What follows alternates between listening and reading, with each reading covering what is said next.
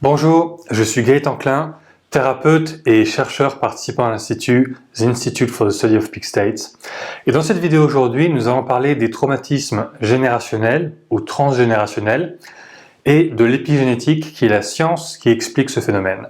Et nous allons voir comment les émotions de nos ancêtres peuvent avoir un impact sur nous et comment s'en libérer. Donc allons-y. Aujourd'hui, on va donc parler de l'épigénétique. Donc si vous comprenez le terme génétique, vous comprenez à quel point c'est important parce que nos gènes déterminent qui nous sommes. Mais on se rend compte aujourd'hui que ce qui se passe autour des gènes, donc épigénétique ça veut dire autour des gènes, épi ça veut dire autour. Ce qui se passe autour des gènes est aussi extrêmement important parce que ça va permettre à nos gènes d'être utilisés ou pas.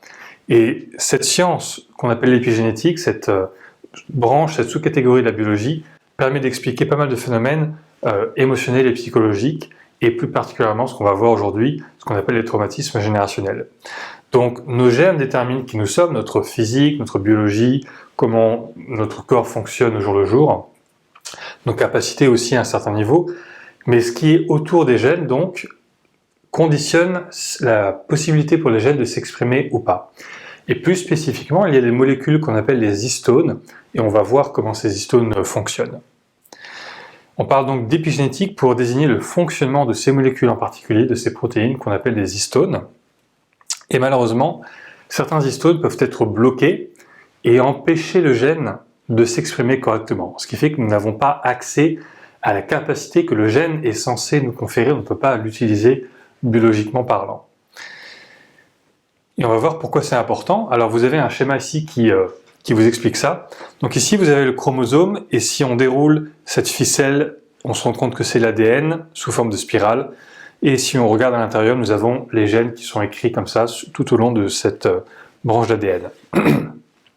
Seulement l'ADN n'est pas seul et isolé comme ça dans la cellule, il est en fait enroulé autour de ces particules bleues qu'on appelle des histones. Et lorsque les gènes sont enroulés comme ceci, que les histones sont rapprochés les uns des autres, tout ça est bloqué et tout ça est inaccessible. Les gènes ne sont pas accessibles, notre cellule ne peut pas les utiliser. Et ce qu'il est censé se passer normalement, c'est que ces histones sont censées s'ouvrir, sont censées s'allonger, et le gène à ce moment-là devient accessible et on peut l'utiliser biologiquement. Donc cette ouverture et cette refermeture des histones est censée se passer tout le temps et se passer de manière fluide et facile dans la cellule. Malheureusement, quand il y a ce qu'on appelle un dommage épigénétique, ces histones sont bloquées et ils ne vont pas se dérouler, ils ne vont pas s'ouvrir, et donc on ne peut pas accéder au gène qui est à l'intérieur, qui est enroulé à cet endroit-là. Et vous avez plusieurs mécanismes épigénétiques qui sont importants et qui créent ces dommages. Le premier, c'est ce qu'on appelle les problèmes développementaux, donc c'est ce qu'on va voir ensemble aujourd'hui. Vous avez aussi bien sûr tout ce qui est de l'ordre de l'environnement, les composés chimiques sont dans notre environnement, le stress qu'on peut vivre, le fait qu'on mange des aliments qui soient bons ou pas en fonction de notre génome, et ainsi de suite. Mais de loin, ce qui est le plus important de ces facteurs, ce sont les facteurs développementaux. Et c'est exactement ce qui nous concerne aujourd'hui. Donc on parle de dommages épigénétiques quand les histones sont endommagées et bloquées et que le gène ne peut pas s'exprimer. Maintenant, j'ai une mauvaise nouvelle pour vous, c'est que les traumatismes, c'est-à-dire quand un choc nous arrive, quand on vit un événement qui est perturbant, choquant, déstabilisant, quand on perd quelqu'un ou quand on a un accident ou tout type de choc émotionnel, ces traumatismes sont la source principale de dommages épigénétiques. On va rassembler ça sous le mot stress en général, mais ce dont on parle vraiment, c'est d'événements traumatisants. Et la deuxième mauvaise nouvelle, c'est que ces traumatismes se transmettent de génération en génération. Et ça a été récemment découvert et démontré scientifiquement. Donc, si on y réfléchit, les événements qu'ont vécu nos ancêtres, et en particulier s'ils ont été significatifs, importants pour eux, vont nous être transmis d'une certaine façon. Et les traumatismes qu'ils ont vécus ont un impact sur nous.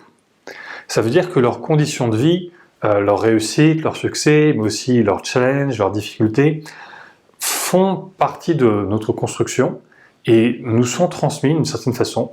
Et donc leurs conditions de vie, leurs peines et leurs joies déterminent en partie notre expérience de vie. Donc les émotions, le stress et les traumatismes vont s'imprimer au plus profond de nous-mêmes, puisque c'est au niveau des gènes, plus précisément de l'épigénétique, d'accord, à l'intérieur même de la cellule. Donc c'est extrêmement profond, extrêmement intime. Ce qui veut dire que quand nous sommes conçus et quand nous naissons, nous héritons de 50% des gènes de nos parents, 50% des gènes du père, 50% des gènes de la mère, et avec ces gènes, nous sont transmis aussi tous les facteurs épigénétiques, et donc on hérite de 50% des traumatismes qu'ont pu vivre nos parents, et eux-mêmes ont 50% de ce qu'ont vécu leurs propres parents, et ainsi de suite sur plusieurs générations. Et évidemment, on le transmet aussi à nos enfants, puisqu'on leur transmet 50% de nos gènes, et donc on leur transmet aussi une partie de nos apprentissages. Et ça nous amène à la question, pourquoi est-ce que certains vivent des émotions que d'autres ne vivront pas? Pourquoi est-ce que certaines personnes ont des difficultés que d'autres personnes n'ont pas? Et j'ai pris cet exemple, il y a des gens beaucoup de gens ont peur du vide, et certaines personnes n'ont pas peur du vide et peuvent profiter de ce genre de situation et bien s'amuser. Bon, il y a aussi le fait qu'ils sont peut-être rassurés d'être à plusieurs, mais pourquoi est-ce que certains enfants ont peur de l'orage et pas d'autres? Pourquoi est-ce que certaines personnes sont plus sensibles à la dépression que d'autres? Certaines personnes sont sensibles plus à l'addiction ou à d'autres problèmes. Quelle est la différence? D'où est-ce que ça vient? Qu'est-ce qui fait qu'on va être plus ou moins sensible à différentes problématiques? Eh bien, c'est parce que ce qu'ont vécu nos ancêtres nous est transmis. Et à la base, c'est un mécanisme de survie, et vous savez qu'en biologie, la survie, c'est extrêmement important. Donc quand on vit un événement qui pourrait être un danger pour nous, biologiquement, on va le transmettre à notre descendance pour leur dire « attention, il ne faut surtout pas aller là parce que c'est dangereux », par exemple. Donc à la base, c'est un bon mécanisme, le fait de transmettre à notre descendance les apprentissages de notre vie. Le problème, c'est qu'on leur transmet aussi les mauvais apprentissages, les mauvaises expériences, et ça va, au lieu de les aider, les perturber. Donc les traumas vécus par nos ancêtres vont en fait nous pré-sensibiliser au traumatisme de notre propre vie. Ce que ça signifie, c'est que nos propres difficultés sont prédéterminées par ce que nous ont transmis nos ancêtres. C'est donc un énorme problème. Parce que ce que nous avons vécu nous est amplifié ou créé par ce qui est arrivé à nos ancêtres, qui n'est pas censé nous arriver à nous. Et ça se manifeste de la manière suivante, quand on est dans une situation nouvelle, dans une situation qui peut être déstabilisante par exemple, inconsciemment on va aller chercher dans notre réservoir de ressources comment faire pour gérer cette situation. On le fait peut-être de manière psychologique, mais on le fait aussi de manière biologique, en accédant à ce réservoir de ressources qui est en fait nos gènes. Notre corps cherche dans nos gènes quelle est la ressource que je vais utiliser pour gérer cette situation. Et comme on l'a vu, l'épigénétique étant autour des gènes, ça agit comme un filtre, comme un moyen d'accès. Et donc, avant d'accéder aux gènes, il va y avoir ce niveau qui va dire bah oui, c'est OK, ou non, il y a un problème. Si c'est OK, si notre épigénétique nous permet d'accéder aux gènes, on peut utiliser la capacité et on peut mieux gérer certaines situations. Et ça, c'est ce qui se passe au niveau biologique. Au niveau psychologique, c'est comme si on s'adressait à nos ancêtres pour leur demander comment est-ce que je fais dans cette situation. Évidemment, c'est pas ce qu'on fait consciemment, mais c'est un peu ce qui se passe. Et si c'est OK, si tout va bien, alors on a une réaction qui est positive, qui est adaptée. Et on gère cette situation nouvelle. Malheureusement, si au niveau épigénétique, il y a des émotions comme la peur qui sont enregistrées, alors on ne peut pas accéder aux gènes, on ne peut pas accéder à la bonne capacité, et à la place, on va répéter la même peur, la même réaction. C'est comme si on demandait à nos ancêtres « qu'est-ce que je fais ?» et la réponse qu'ils nous donnaient c'est « il faut avoir peur ». Et donc, on a peur dans cette situation, ou au contraire, on va essayer de fuir cette situation, on va essayer de ne pas s'y confronter, parce qu'on a la sensation de vivre un danger, et on va avoir une réaction qui est inadaptée. Ce qui, la plupart du temps, n'est pas idéal, n'est-ce pas? Alors, comment est-ce qu'on peut démontrer ça et comment est-ce qu'on peut constater que c'est réel et pas juste une théorie? Donc il y a un exercice que j'appelle s'appuyer sur ses ancêtres et qu'on va faire ensemble très rapidement. Donc ce que je vais vous demander de faire, c'est de penser à une situation qui représente un défi pour vous. Une situation où tout ne se passe pas bien. Peut-être une difficulté que vous avez, peut-être une situation au travail ou avec vos proches. Une situation où la réaction que vous avez n'est pas la réaction idéale, où vous avez une peur ou une tristesse ou ce genre de choses. Et je vais vous demander de vous mettre dans cette situation mentalement, de vous concentrer dessus. Et puis ensuite, je vais vous demander d'imaginer que vous vous appuyez sur un de vos grands-parents. On va partir des grands-parents. Donc, imaginez que votre grand-parent est derrière vous et que vous vous appuyez dessus, comme si vous vous penchez en arrière, comme si vous étiez à la recherche d'un certain soutien. Et ce qui va se passer, c'est que si vous sentez que c'est solide, vous allez sentir que c'est comme s'il y avait un soutien et comme si vous savez quoi faire dans cette situation. Donc si vous sentez que c'est solide, c'est que vous avez accès aux ressources nécessaires pour gérer positivement la situation. Si au contraire vous avez l'impression de tomber en arrière, eh bien vous allez sentir que vous n'avez pas de soutien. Et ça va vous donner l'impression que c'est comme si c'était vide derrière et si je m'appuie trop, je vais vraiment tomber. Donc vous pouvez le faire sur chacun des 4 grands-parents, que vous les ayez connus ou pas d'ailleurs, qu'ils soient en vie ou pas, ça marche pareil, puisque ce à quoi vous accédez sont en fait vos gènes. Donc vous pouvez mettre cette vidéo sur pause maintenant et faire cet exercice, et tester avec chacun de vos grands-parents, est-ce que vous sentez que c'est solide, ou est-ce qu'au contraire vous sentez que c'est vide? Et si vous sentez comme un vide ou comme si vous alliez tomber en arrière, vous allez peut-être percevoir qu'il y a une émotion, et que cette émotion est la même que celle qui pose problème dans la situation qui est un challenge pour vous. Donc, mettez la vidéo sur pause et faites cet exercice maintenant si vous voulez sentir ce qui se passe à ce niveau-là.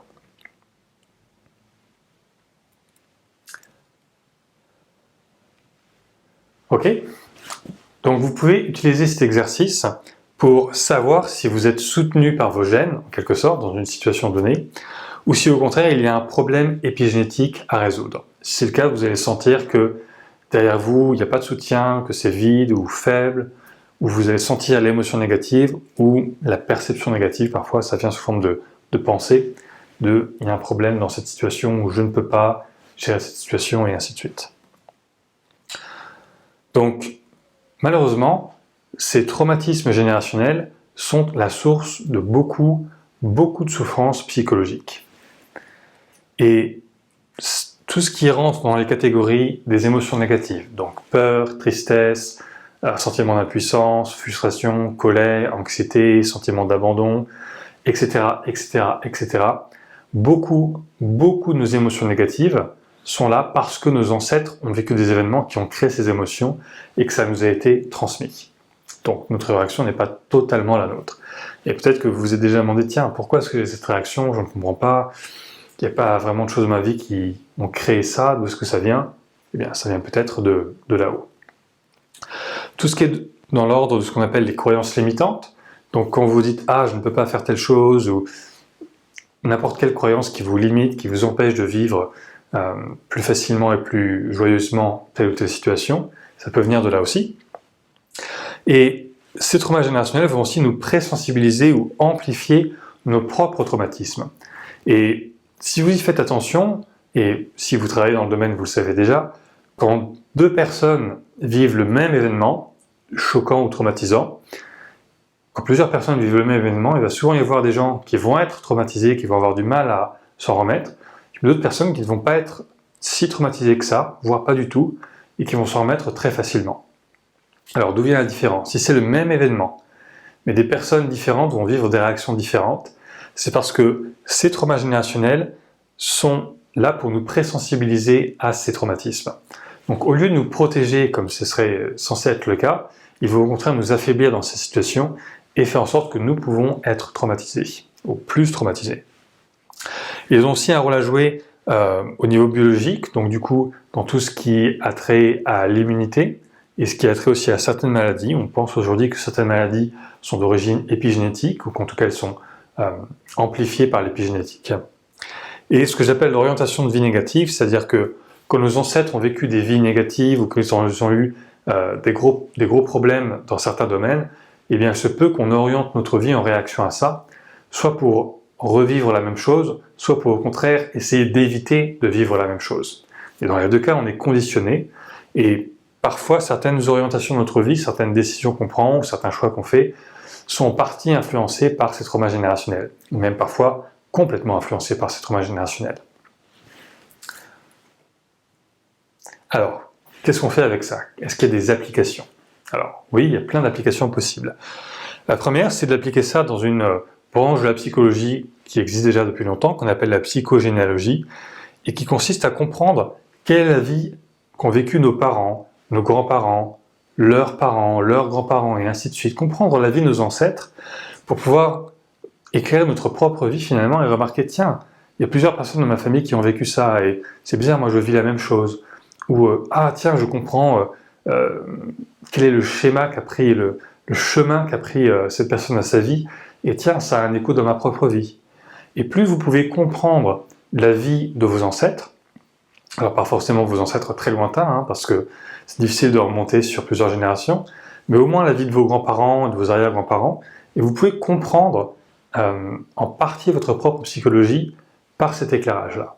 Et ça peut vous permettre aussi de mieux comprendre ce que vous faites dans la vie, quelles sont les décisions que vous prenez, et éventuellement de les changer, de les réadapter s'il y a besoin. Ça permet aussi de comprendre un peu mieux certains schémas culturels, parce qu'il y a ce qu'on va appeler des traumatismes culturels ou des traumatismes collectifs qu'ont vécu un grand nombre de personnes dans un pays, par exemple, ou dans un groupe ethnique. Et si la majorité de ce groupe ethnique a vécu ce traumatisme, eh bien, ça va avoir une influence sur l'histoire de ce groupe ethnique. On va en reparler juste après. Donc si vous y réfléchissez, une manière de détecter ça, c'est aussi de se demander, tiens, est-ce que ce problème que je vis est aussi un problème qui est souvent présent dans ma famille? Par exemple, si vous travaillez sur un problème de dépression, tiens, mais si j'y pense, ma mère est dépressive, mon oncle est dépressif, j'ai 2 cousins qui sont dépressifs, j'ai une arrière-grand-mère qui était dépressive. Bon, si vous avez plusieurs personnes comme ça dans la famille qui ont la même problématique, eh bien ça indique qu'au moins une bonne partie de ces problématiques est d'origine générationnelle. Donc, quand il y a certaines maladies ou certaines problématiques ou certaines choses que vous avez en commun avec plusieurs personnes de votre famille, c'est que vous êtes là-dessus. Donc le même problème est-il souvent présent dans la famille? De la même manière, le même problème est-il souvent présent dans le groupe ethnique dont vous êtes issu?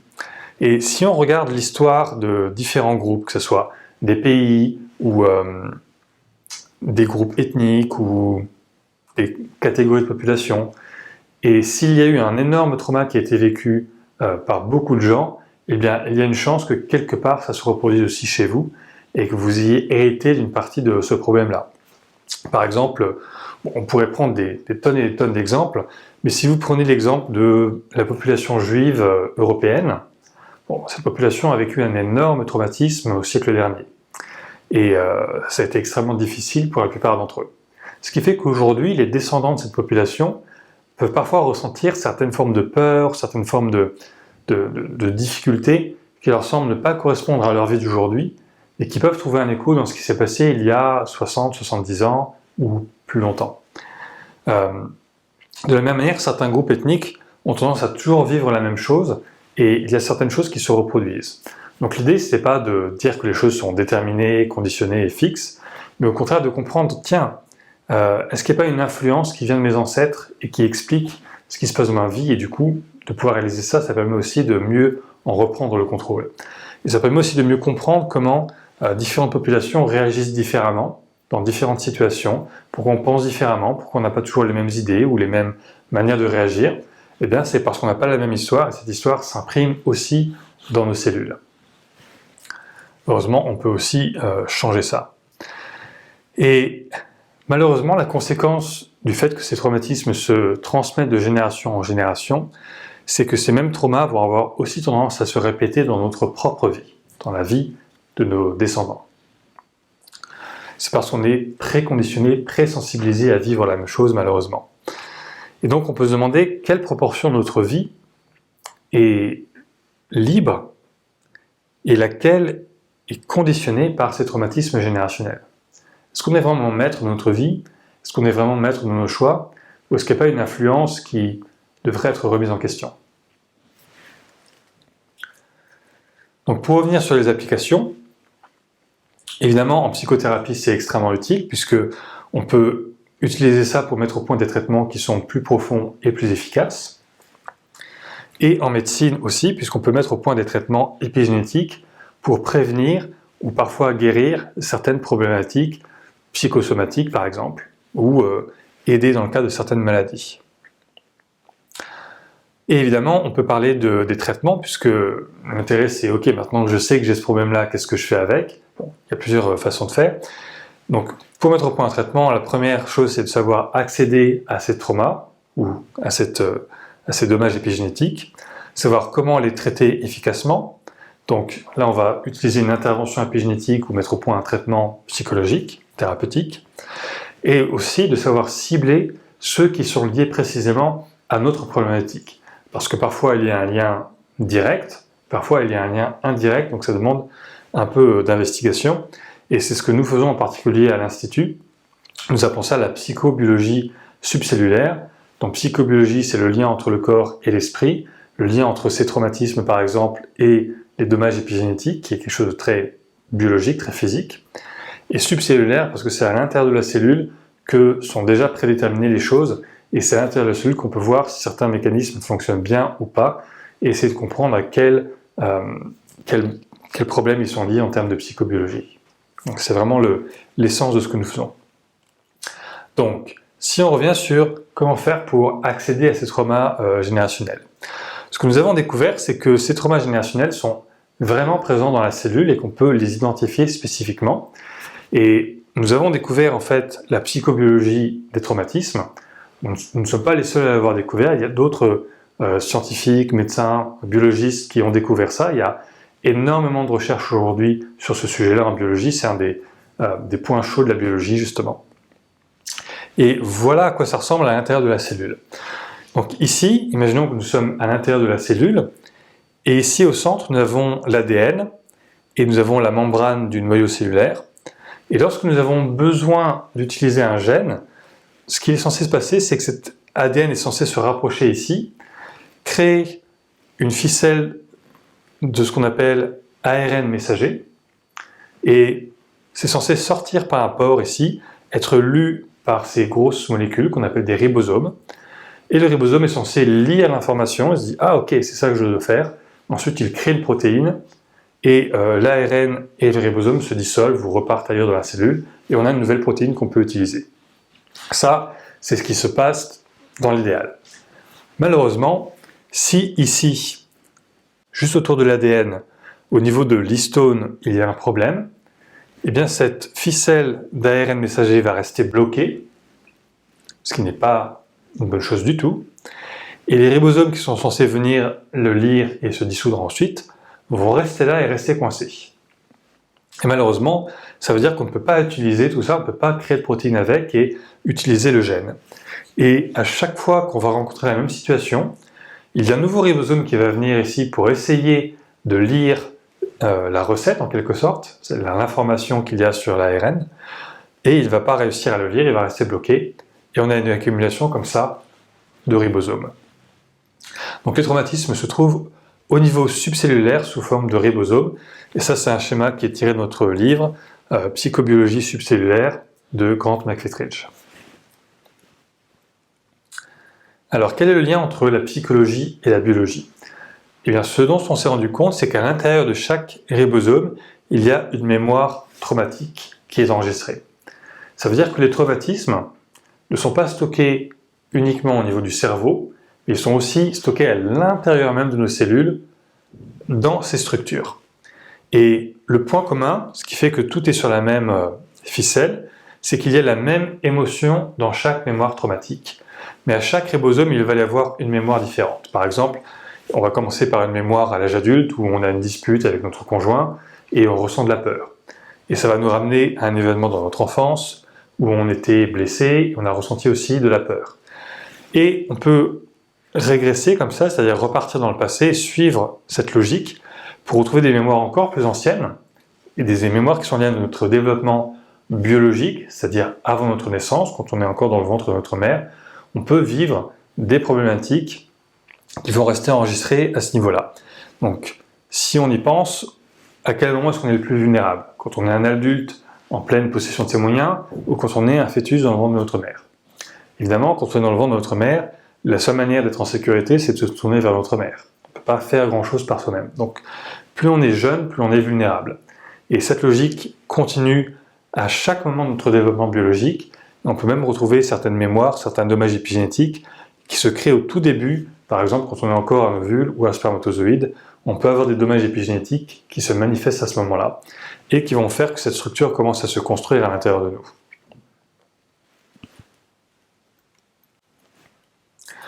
Donc ça, c'est ce qu'on appelle un traumatisme biographique, c'est-à-dire quelque chose qui s'est passé dans notre propre vie, quelque chose qui nous est arrivé à nous.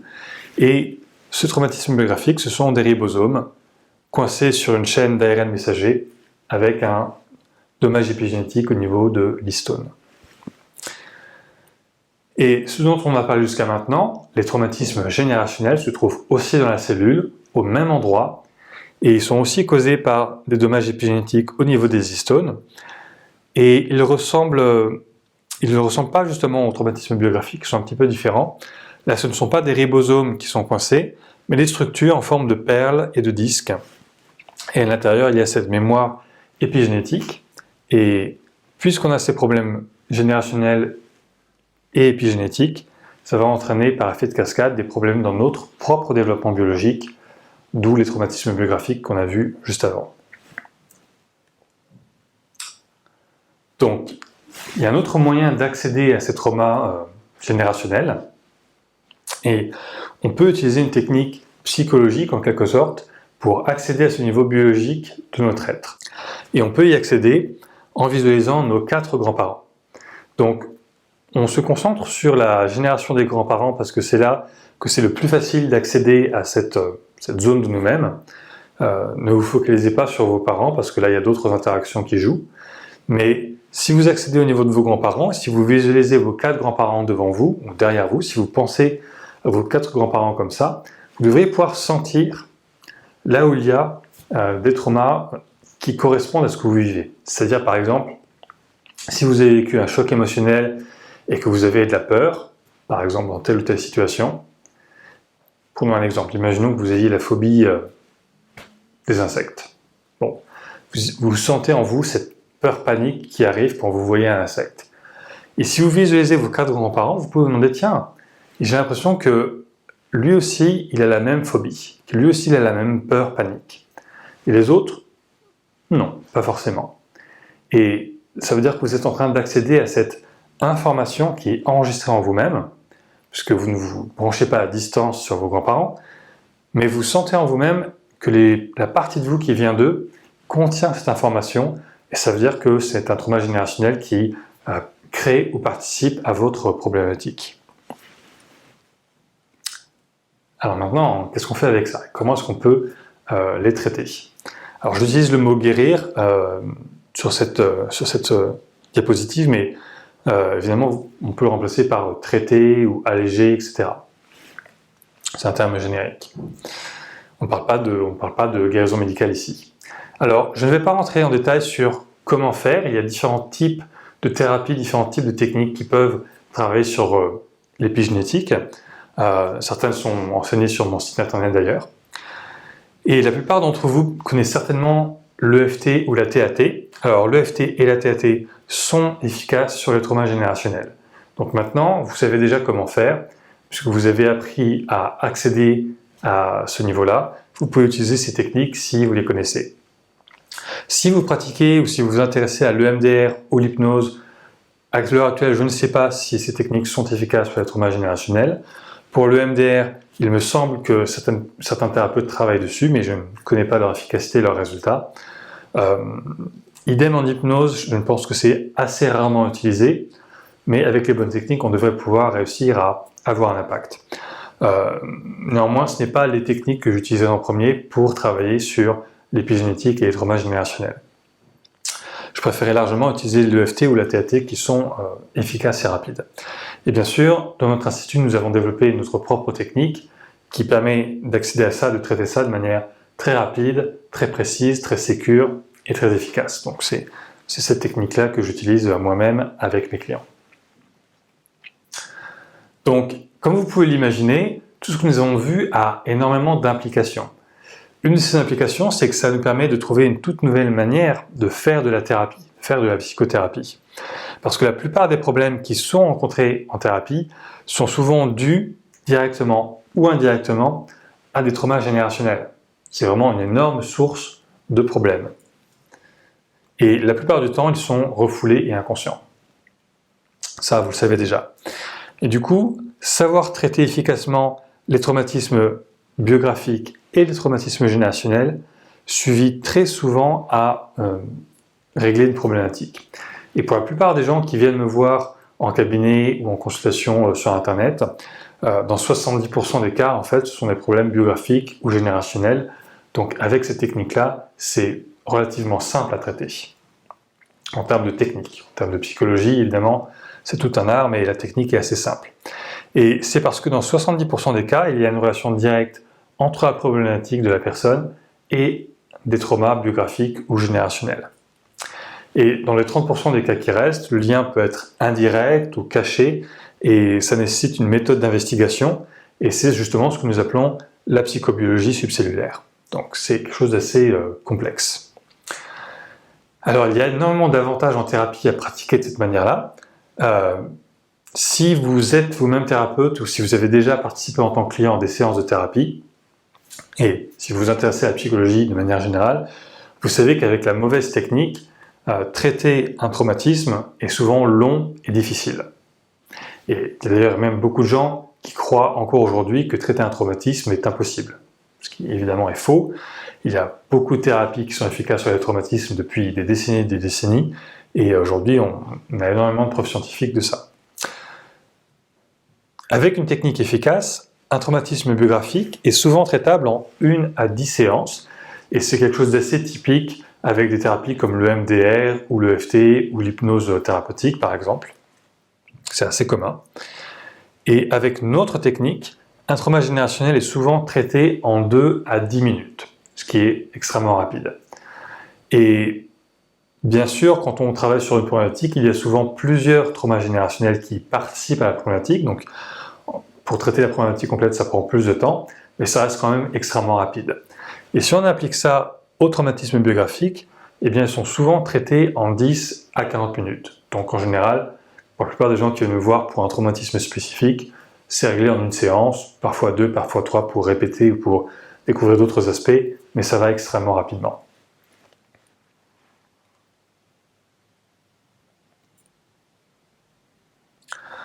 Un autre avantage vraiment intéressant pour les thérapeutes ou pour vous si vous êtes client ou patient, c'est que généralement, guérir un trauma biographique est difficile, voire très difficile. Parce que ce sont justement les pires moments de notre vie, et de devoir y faire face, de devoir retravailler dessus peut être déstabilisant, difficile, pénible, douloureux, etc. La bonne nouvelle, c'est que traiter les traumas générationnels, en général, est beaucoup plus facile et beaucoup plus rapide. Et donc, ça permet d'avoir des traitements qui sont plus accessibles et plus efficaces. Et dans 90% des cas, traiter les traumas générationnels traite aussi le traumatisme biographique. Et c'est parce que les traumas biographiques sont basés, sont construits sur les traumas générationnels. Donc si vous éliminez le trauma générationnel, il n'y a plus de base sur laquelle vous pouvez être traumatisé, et très souvent le traumatisme biographique disparaît complètement. Ou dans certains cas, il est très largement atténué, c'est très facile du coup de le traiter directement. Donc traiter les traumas générationnels, c'est réduire la charge du traumatisme et souvent l'éliminer complètement. Donc, si on prend un schéma par exemple comme ceci, où on imagine qu'on a une problématique, un traumatisme que la personne a vécu, eh bien si on essaie d'affronter directement tout ça, ça va être extrêmement intense et extrêmement difficile. Par contre, si on le découpe en plusieurs morceaux, par exemple si on se rend compte qu'il y a une composante générationnelle, eh bien, on peut traiter d'abord un trauma générationnel, ça va réduire la charge globale du traumatisme. Ensuite, on traite les autres traumas générationnels un par un, et à chaque fois, ce sont des petits bouts que l'on traite, donc c'est plus facile. Et à la fin, il reste une petite charge pour la partie biographique, et même des fois, il ne reste rien du tout. Donc c'est beaucoup plus facile parce que ça permet de découper, en quelque sorte de découper la souffrance, et d'avoir une thérapie qui est un peu plus confortable pour le patient ou le client. Et donc ça permet aussi de travailler beaucoup plus facilement sur des traumatismes sévères. Si vous travaillez en tant que thérapeute sur des syndromes de stress post-traumatique, ou si vous avez vécu ça vous-même, ou si on parle d'accidents, ou d'abus, de maltraitance, etc., etc., eh bien c'est plus facile de travailler ça, si on a la bonne technique pour déjà évacuer toute la charge générationnelle. Donc c'est une toute nouvelle manière de faire de la thérapie et la plupart du temps, le travail sur les traumatismes biographiques peut être évité complètement et le travail sur les traumas générationnels est à la fois plus facile, plus profond, plus rapide et très satisfaisant. Et ensuite, il y a aussi une différence fondamentale entre les traumatismes biographiques et les traumatismes générationnels. Donc, un traumatisme biographique, c'est ressenti comme si quelque chose m'arrive, quelque chose de mal m'arrive et me blesse, quelque chose a un impact sur moi, quelque chose de mal est arrivé. Donc, c'est quelque chose d'extérieur qui m'impacte moi. Alors qu'un traumatisme générationnel, c'est plutôt fondamentalement, je suis incomplet ou il y a un problème, je suis défaillant ou je suis brisé, il y a quelque chose qui fonctionne mal en moi et c'est fondamentalement moi. Ça constitue qui je suis en tant que personne. Donc vous voyez qu'on est sur deux niveaux un peu différents. Biographique, c'est quelque chose de mal m'arrive et me blesse, et générationnel, c'est quelque chose en moi fait que je suis défaillant ou incompétent, ou etc., etc. Donc, travailler sur le niveau générationnel, c'est un peu plus profond et c'est souvent plus satisfaisant en plus de réduire la partie biographique. Donc, si vous êtes client vous-même ou patient, vous pouvez utiliser ce qu'on a vu dans cette vidéo, par exemple en termes de psychogénéalogie, pour comprendre quelle est l'influence de la vie de vos ancêtres sur votre propre vie. Et évidemment, si vous faites un travail de thérapie, je vous encourage à travailler avec un thérapeute qui sait traiter les traumas générationnels. Si vous êtes thérapeute et que vous ne savez pas traiter les traumas générationnels, eh bien venez à une formation, puisqu'on organise des formations où on apprend à faire ça et bien d'autres choses. Si vous êtes médecin ou si vous travaillez dans la biologie et que ça vous intrigue et que vous voulez comprendre un peu plus en détail toute l'aspect scientifique de la chose, eh bien on peut aussi en parler, n'hésitez pas à me contacter. Merci pour avoir suivi cette vidéo. Si vous voulez qu'on aille encore plus loin en termes de psychologie et de biologie, je vous encourage à regarder la prochaine vidéo qui concerne les traumatismes et les croyances fondamentales. Et on va aller encore un peu plus loin dans la psychologie et la biologie. Mais déjà avec ça, vous avez un outil énorme pour améliorer votre vie et celle de vos clients ou patients. Merci à vous et bonne journée.